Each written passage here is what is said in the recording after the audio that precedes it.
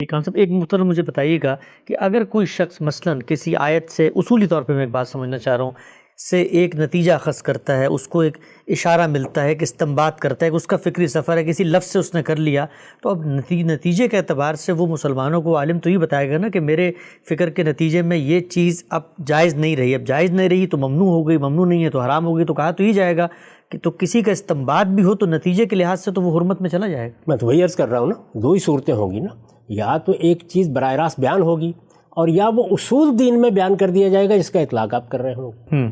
تو میں یہ کہہ رہا ہوں کہ دونوں کا کر کے دکھائیے نا، یعنی یا تو مجھے قرآن مجید میں یہ دکھائیے کہ فلاں مقام پر اللہ تعالیٰ نے غنا اور موسیقی کو ممنوع قرار دے دیا، ٹھیک، مجھے حدیث میں دکھا دیجیے یہ چیز، یا تو یہ ہوگا، اور یا آپ مجھے یہ بتائیں کہ دیکھیے کہ یہ اصول بیان ہوئے ہیں، ان اصولوں کا اطلاق کر کے ہم آپ کو یہ بتا رہے ہیں۔ میں نے خود اس کی مثال دی کہ اللہ تعالیٰ کہتے ہیں کہ میں نے حق تلفی کو ممنوع قرار دیا ہے، آپ ثابت کر دیجئے کہ فلاں چیز حق تلفی ہے، تو اس اصول کے لحاظ سے اس کی ممانعت کا حکم آپ سے ثابت ہو جائے گا۔ ٹھیک، اس کے لیے پھر استدلال کی ضرورت باقی نہیں رہے گی، یہاں صرف بحث یہ ہوگی کہ اگر یہ حق تلفی ہے تو کیسے ہے، ٹھیک ٹھیک، یا اس کو حق تلفی قرار دیا جا سکتا ہے یا نہیں قرار دیا جا سکتا۔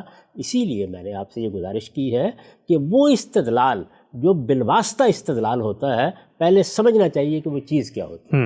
میں اس کی ایک مثال آپ کے سامنے رکھتا ہوں۔ ٹھیک، یہ آپ کے علم میں ہے کہ قرآن مجید میں جتنے بھی فنون لطیفہ ہیں ان میں سے کوئی چیز بھی اس طرح زیر بحث نہیں آئی، یعنی یہ ذکر ہوا ہے کہ سیدنا سلیمان نے جب ہیکل کی تعمیر کی تو وہاں تماثیل بنائیں، اس طرح ذکر ہوا ہے، لیکن یہ کہ یہ حرمت کا موضوع ہے، یہ حلت کا موضوع ہے، اس اعتبار سے زیر بحث نہیں ہے۔ ٹھیک، موسیقی کا معاملہ بھی یہی، یعنی نہ اس کی حلت زیر بحث ہے نہ اس کی حرمت کسی مقام پر زیر بحث ہے، یہ دونوں چیزیں بھی قرآن مجید میں موضوع نہیں بنی۔ میں نے عرض کیا کہ اس طریقے سے اس کی ممانعت کسی حدیث کے اندر بھی بیان نہیں ہوئی، ٹھیک، لیکن ایک ایسی چیز ہے کہ جس کو قرآن نے موضوع بنایا ہے، اور وہ کیا چیز ہے؟ فنون لطیفہ میں سے ایک ایسی چیز وہ شاعری۔ اچھا، یعنی قرآن مجید نے شاعری کو موضوع بنایا ہے۔ کیوں بنایا ہے یہ میں پھر عرض کر دوں کہ قرآن جب کسی چیز کو موضوع بناتا ہے تو اس کا کوئی سبب ہوتا ہے۔ رسالت مآب صلی اللہ علیہ وسلم کو کاہن کہہ دیا گیا، یعنی جب آپ نے نبوت کا دعویٰ کیا، آپ نے قرآن مجید پڑھ کر سنانا شروع کیا تو لوگوں نے اس کو اللہ کی کتاب کی حیثیت سے اور رسول اللہ صلی اللہ علیہ وسلم کو پیغمبر کی حیثیت سے قبول نہیں کیا۔ جب قبول نہیں کیا تو کچھ سخن سازی تو کرنا ہوتی ہے، تو پہلے یہ کہا گیا کہ یہ کاہن ہے، چنانچہ کہانت قرآن میں زیر بحث آ گئی، ورنہ ظاہر ہے کہ کہانت قرآن کا موضوع کیوں بنے گی۔ اسی طرح آپ سے کہا گیا کہ یہ کچھ قوافی ہیں اور یہ کچھ فواصل ہیں، یہ کچھ آہنگ ہے، اس طرح کی چیزیں ہمارے شاعروں کے ہم بھی ہوتی ہیں، یہ غالباً کوئی غیر معمولی درجے کے شاعر ہیں، یہ بات کہہ دی گئی۔ اب قرآن مجید اس مقام پر پہلے تو سورہ یاسین میں یہ کہتا ہے کہ وَمَا عَلَّمْنَهُ الشِّعْرَ وَمَا يَنبَغِي لَهُ، ہم نے اپنے پیغمبر کو نہ شعر کہنے کی صلاحیت دی ہے اور نہ یہ کسی پیغمبر کے لیے موضوع ہے کہ وہ شعر کہا کرے۔ ٹھیک، پہلے تو یہ اصولی بات کرتا۔ اچھا، یہاں سے تو آپ کو استدلال کر نہیں سکتے، زیادہ سے زیادہ آپ یہ کہیں گے کہ پیغمبر کے لیے یہ مناسب نہیں ہے، ٹھیک ہے، پیغمبر کے لیے یہ موضوع نہیں ہے، یعنی اگر الفاظ سے بھی کوئی استدلال اور بالواسطہ استدلال کریں گے تو زیادہ سے زیادہ یہ کہیں گے۔ لیکن سورہ شعراء کے آخر میں یہ شاعر براہ راست زیر بحث آ گئے۔ اچھا، یعنی اب ظاہر ہے کہ ایک صنف ہے، ادب کی ایک صنف ہے، ابلاغ کی ایک صنف ہے، شاعری اپنی جگہ بڑی مؤثر چیز ہے، یہ بھی فنون لطیفہ میں سے ہے، جس طرح غنا ہے، جس طرح موسیقی ہے، اسی طرح شاعری ہے۔ تو شاعری جب زیر بحث آئی ہے تو یہ ذرا دیکھیے کہ قرآن مجید نے اس میں کیا اسلوب اختیار کیا ہے۔ قرآن مجید نے یہ بتایا ہے کہ یہ کہتے ہیں کہ یہ شاعر ہے، یعنی رسالت مآب صلی اللہ علیہ وسلم کے بارے میں جو بات کہی گئی ہے اس کی نفی کرتے ہوئے کہا ہے۔ میں نے اس کے ربط کو واضح کیا اس جملے سے، اور کہتے ہو کہ وہ بھی گویا ایک شاعر ہے، یعنی پیغمبر کے بارے میں کہ یہ اللہ تعالیٰ کی طرف سے کوئی الہام نہیں پا رہے، یہ کوئی آسمان کی چیز نہیں ہے، یہ کوئی خدائی کلام نہیں ہے، یہ ایک شاعر ہے۔ اب اس کے بعد قرآن مجید تبصرہ کرتا ہے اور یہ کہتا ہے وَالشُّعَرَاءُ يَتَّبِعُهُمُ الْغَاوُونَ أَلَمْ تَرَ أَنَّهُمْ فِي كُلِّ وَادٍ يَهِيمُونَ وَأَنَّهُمْ يَقُولُونَ مَا لَا يَفْعَلُونَ، جبکہ شاعروں کے پیچھے تو بہکے ہوئے لوگ چلا کرتے ہیں، کیا دیکھتے نہیں ہو کہ وہ ہر وادی میں بھٹکتے ہیں؟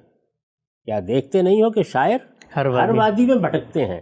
اور ایسی باتیں کہتے ہیں جو کرتے نہیں ہیں. اس سے زیادہ مذمت ہو سکتی ہے؟ نہیں. یعنی اندازہ کیجئے نا کہ قرآن مجید نے کیا کہا. قرآن مجید نے یہ کہا کہ پیغمبر کو شاعر قرار دیتے ہو. یہ شاعر تو یہ ہوتے ہیں. ان کے پیچھے کچھ لوگوں کو دیکھو، یہ صدیق و فاروق ان کے پیچھے ہوتے ہیں، بہکے ہوئے لوگ ان کی پیروی کر رہے ہوتے ہیں. کبھی ان کی زبان سے جو باتیں تم سنتے ہو ان کے اندر کوئی ربط، کوئی نظام تلاش کر سکے؟ ہر وادی میں بھٹک رہے ہیں. یہ ہر وادی میں بھٹکتے رہتے ہیں. اور ان کی سیرت، ان کے کردار میں کیا ان کی شاعری کا اور ان کے بیانات کا کوئی عکس ہوتا ہے؟ اس سے زیادہ کیا مذمت ہو سکتی ہے؟ اور اخلاقی مذمت ہے. اور اخلاقی مذمت، یعنی یہ کہ ان کے پیرو کون لوگ ہوتے ہیں، یہ کہ ان کے بیانات کے اندر کس طرح کے تضادات ہیں، اور یہ کہ ان کی سیرت اور کردار، یہ چیزیں کیسے ہم آہنگ نہیں ہوتی ان کے بیانات سے. یہ مذمت کی ہے قرآن مجید نے. اب بالواسطہ استدلال میں کر رہا ہوں، اس کے نتیجے میں شاعری ممنوع ہو گئی. آپ یہ کہیں گے، یعنی یہ فرق میں نے آپ کو سمجھایا ہے کہ کسی چیز کو جب براہ راست موضوع بنایا جاتا ہے، یعنی اگر قرآن مجید یہ کہہ دیتا کہ شعر کہنا ممنوع ہے، یہ کہہ دیتا کہ شعر کہنا حرام ہے، یہ کہہ دیتا کہ شعر کہنے کے قریب بھی نہ جایا کرو، یہ کہہ دیتا کہ کسی مسلمان کو شعر نہیں کہنا چاہیے، بات ختم ہو جاتی. بالکل ٹھیک. لیکن قرآن مجید نے شاعروں کی اس درجے میں مذمت کی ہے. اس کے باوجود مجھے یہ بتائیے کہ اس پوری امت میں کسی نے آج تک یہ استدلال کیا کہ شاعری اپنی ذات میں ممنوع ہو گئی؟ نہیں. یہ مذمت کیا ہے پھر؟ ظاہر ہے کہ اس مذمت کو سمجھا جائے گا نا. یہ ہوتا ہے بالواسطہ. بہت ہی خوبصورت مثال ہے. میں نے قرآن سے اس کی مثال آپ کو دے کے بتایا ہے کہ بالواسطہ استدلال کی بنیاد پر اتنی ہی بات کہی جا سکتی ہے جتنی بات خود ان آیات سے یا کسی حدیث سے معلوم ہو رہی ہے. اس کا طریقہ یہ نہیں ہوتا کہ آپ بات کو اٹھائیے اور اصلاً کسی چیز کو ممنوع قرار دے دیجیے. بہت اہم. یہاں آپ کو پھر ماننا پڑے گا کہ اصلاً شاعری کوئی ممنوع چیز نہیں ہے. اصلاً شاعری ایک مباح عمل ہے، بلکہ اللہ کی دی ہوئی ایک نعمت ہے. یہ ابلاغ کا ایک بڑا ذریعہ ہے، اس سے آپ اپنی بات پہنچا سکتے ہیں. لیکن عام طور پر کیونکہ شاعر حضرات اس طرح کی باتیں کرتے ہیں، یہ اصل میں اس کانٹینٹ کو اللہ تعالیٰ نے موضوع بنایا ہے اور ان کی سیرت و کردار کی طرف اشارہ کیا. یعنی ایک اپلائیڈ سچویشن ہے، اپلائیڈ چیز ہے. ایک صورتحال ہے جو پیدا ہوتی ہے. عام طور پر شعراء ایسے ہوتے ہیں، عام طور پر ان کا رویہ یہ ہوتا ہے، عام طور پر ان کے کلام میں اس طرح کے تضادات ہوتے ہیں. تو جب پیغمبر کے مقابلے میں شعراء آ گئے ہیں تو وہاں اللہ تعالیٰ نے یہ بتایا ہے کہ ایک طرف ان کو دیکھو اور ایک طرف ہمارے پیغمبر کو دیکھو. یہ بتایا نا اس موقع کے اوپر.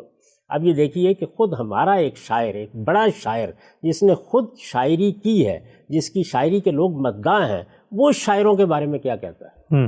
الطاف حسین حالی کا شعر آپ نے سنا ہوگا کہ گناہ گار وہاں چھوٹ جائیں گے سارے، جہنم کو بھر دیں گے شاعر ہمارے. یعنی اللہ تعالیٰ کے ہاں جب احتساب ہوگا تو وہاں اللہ تعالیٰ ہو سکتا ہے سارے گناہ گاروں کو معاف کر دے، لیکن شاعر نہیں چھوٹیں گے. تو یہ ایک شاعر کس چیز پہ تبصرہ کر رہا ہے؟ اور یہ خود شعر کہتے ہوئے جملہ خود شعر کہتے ہوئے کر رہا ہے اور ایک شعر میں کر رہا ہے.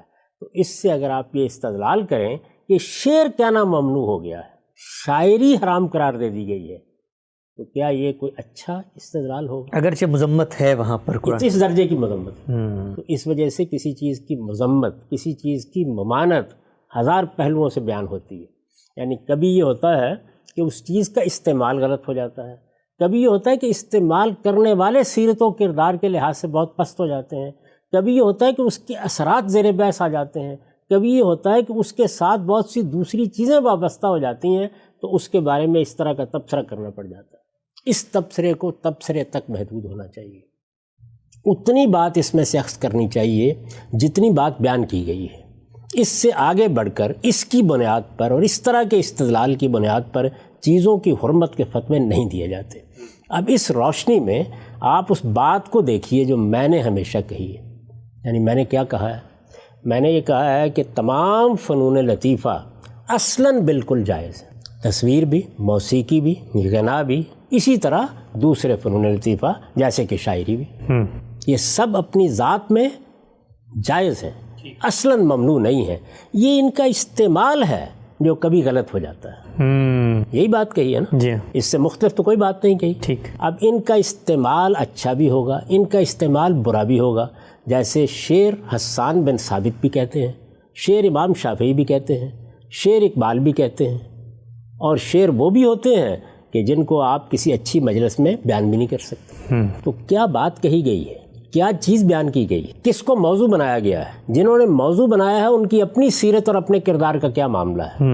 یہاں جو شاعروں کی مذمت کی قرآن مجید نے، تو یہ شاعری پر کوئی تبصرہ کرنے کے لیے نہیں کی گئی، بلکہ جس وقت پیغمبر کو شاعر قرار دے دیا گیا ہے تو اس کے مقابل میں شاعروں کا کردار اور شاعری کا کانٹینٹ سامنے رکھ کے یہ اس عہد میں کہ قرآن کہاں اور یہ شاعری کہاں، بالکل ٹھیک، اور پیغمبر کہاں اور یہ شاعر کہاں. تو اس تقابل میں مذمت بھی ہوئی ہے، لیکن اس سے کسی حرمت پر استدلال نہیں کیا جا سکتا. بالکل ٹھیک. تو یہ جتنا ذخیرہ آپ کے پاس غنا اور موسیقی کے بارے میں ہمارے علماء پیش فرماتے ہیں، خواہ وہ قرآن کی آیات سے استدلال ہو یا وہ حدیثوں سے استدلال ہو، وہ اصل میں اسی نوعیت کا ہے. اچھا، یعنی تمام ذخیرہ اسی نوعیت کا ہے. اب میں ان میں سے ایک ایک کو لوں گا. جس طریقے سے میں نے آپ کے سامنے سورہ شعراء کی آیات رکھی ہیں اور یہ بتایا ہے کہ دیکھیے اس میں کیا بات بیان کی گئی ہے، اس سے کیا استدلال کیا جا سکتا ہے، اسی طرح ایک ایک کو لے کر میں آپ کو یہ بتاؤں گا کہ ان میں سے کسی سے بھی حرمت پر استدلال نہیں کیا جا سکتا، اور اگر کہیں کیا جائے گا تو اسی اصول پر ہوگا کہ کوئی چیز لاحق ہو گئی ہے، کوئی عارض ہے، کوئی صورتحال بن گئی ہے، غلط استعمال ہو گیا ہے، اس کی بنیاد پر یہاں کوئی مذمت کے الفاظ آ گئے ہیں، یا یہاں کوئی بات کہی گئی ہے، یا اس سے کوئی غلط کام لے لیا گیا ہے اور اس کے نتیجے میں یہ کہنا پڑ گیا ہے کہ یہ تو بات ہی اصول میں درست نہیں ہے. یہ بنیادی بات سمجھ لی. ایک ایک کو لے کر میں آپ کو یہ بتاؤں گا. ظاہر ہے کہ اس وقت ہماری اس نشست کا وقت ختم ہو رہا ہے. صرف آخری بات کہہ کے میں اس بات کو پایہ تکمیل تک پہنچا دیتا ہوں، اور وہ یہ کہ بعض موقعوں کے اوپر تو یہ بھی کہنا پڑ جاتا ہے کہ یہ کرکٹ میچ کیا ہے، اس کو بند کرو. کیوں؟ اس لیے کہ اس وقت تو خدا کا پیغمبر بات کر رہا تھا اور تم نے مکے میں اس کا انعقاد کر دیا. تو اب مجھے یہ بتائیے کہ اگر فرض کر لیجئے کہ ہمارے ہاں کے لوگ وہاں موجود ہوتے اور یہ جملہ کہیں کہہ دیا جاتا کہ رسالت میں آپ صلی اللہ علیہ وسلم دعوت پیش کر رہے ہیں اور تم اس کے مقابلے میں یہ کیا میچ لگا کے بیٹھ گئے ہو، تو آپ اس سے کیا استدلال کرتے؟ یہ کہ کرکٹ ممنوع ہو گئی، یہ کہ ہاکی ممنوع ہو گئی، یہ کہ مال تجارت ممنوع ہو گیا. تو آخری مثال سن لیجئے کہ رسول اللہ جمعے کے خطبے کے لیے کھڑے ہوئے، صحابہ کرام میں سے بعض لوگ تجارت کے لیے چلے گئے، جو کہ جائز چیز ہے، بالکل جائز چیز. بلکہ قرآن کہتا ہے جمعے کے بعد جاؤ، بلکہ قرآن مجید کہتا ہے کہ تجارت کرو، اللہ کا بدل تلاش کرو. لیکن جس وقت وہ چلے گئے تو قرآن مجید نے اس موقع کے اوپر تنبیہ کی اور شدید تنبیہ کی، اور وہ سورہ جمعہ میں موجود ہے. سورہ جمعہ میں اس کو باقاعدہ موضوع بنایا ہے. تو اس سے کیا یہ استدلال کیا جا سکتا ہے کہ اب تجارت ممنوع ہو گئی ہے؟ تو تجارت بھی اصلاً ممنوع ہے، تفریح کی چیزیں بھی اصلاً ممنوع ہے. یہ سب کہیں گے آپ؟ نہیں. اس لیے میں پھر اپنی بات دہرا کر اس سلسلے کو یہاں ختم کر رہا ہوں کہ نہ موسیقی اصلاً ممنوع ہے، نہ غنا اصلاً ممنوع ہے، نہ شاعری اصلاً ممنوع ہے، نہ کھیل اصلاً ممنوع ہے.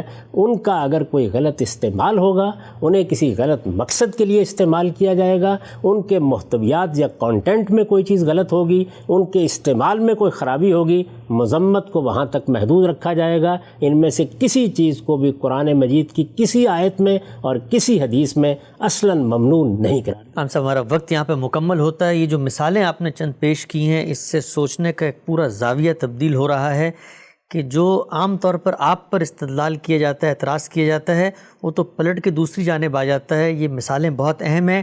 نشست کو ہم آگے بڑھائیں گے انشاءاللہ، اور میں ایک ایک مقام قرآن مجید کا آپ کے سامنے رکھوں گا. وہ تمام احادیث جن سے استدلال کیا جاتا ہے، ایک ایک چیز کو ڈی کوڈ کریں گے، سمجھیں گے آپ کیسے دیکھتے ہیں. انشاءاللہ اگلی نشست میں دوبارہ حاضر خدمت ہوتے ہیں. وقت یہاں پہ ختم ہوتا ہے. اب تک آپ کے وقت کا بہت شکریہ.